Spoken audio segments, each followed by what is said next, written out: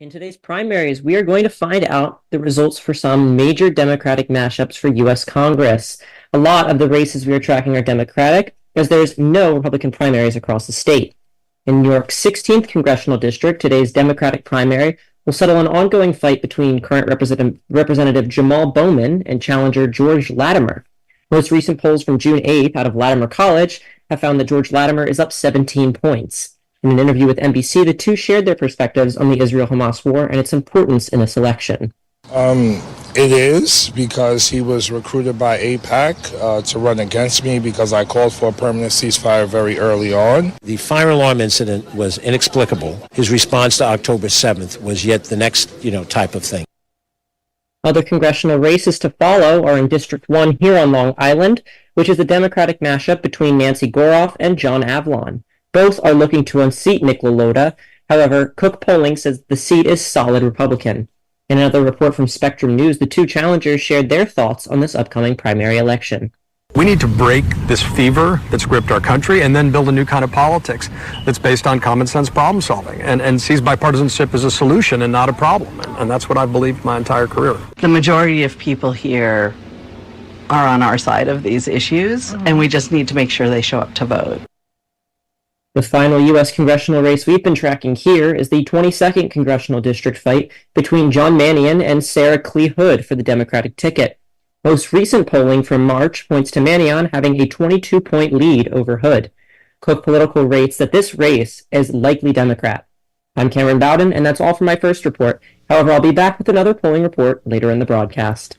Thank you. Before starting on the polling for some national and state elections, it must be noted that the Associated Press has called the Republican and Democratic presidential primaries for Donald Trump and Joe Biden, respectively. These primaries awarded Biden with 268 more delegates and Trump with 91 more delegates.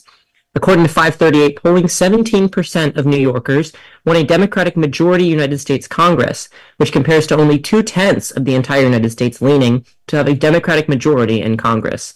This could be a telling sign for both congressional and statewide elections in this state in November. Senator Kristen Gillibrand, who's up for re-election this fall within the state of New York, has a 17% favorability rating. Cook rates her seat as solidly Democrat. House Minority Leader Hakeem Jeffries faces a large no-opinion rating by pollsters. However, he's recognized as favorable based on the second most voted option within the Siena College polling. Cook Political reports his seat as solidly Democrat. Another factor we're looking at, which may have an impact on these primary elections, is early voting metrics. This year, between June 15th and June 23rd, over 102,000 New York residents voted early in their respective primaries. This is a pretty big difference from the 2022 primary elections within the state, which had 146,000 early votes casted. In a report from Fox 5 New York, some New York locals shared why they were going out to vote early. I've never voted early voting, but today, because this is such an important race, I'm here. It's just a very competitive race, and we wanted to make sure that our vote counted. Roughly 46,000 votes came from New York City and its boroughs, while the other 56,000 votes came from other parts of the state. For your second special coverage polling report, I'm Cameron Bowden, and I'll be back for my third and final polling report later in the broadcast. Thank you. For WRHU's final polling report, let's take a look at some major state assembly and state senate races we're tracking here at WRHU.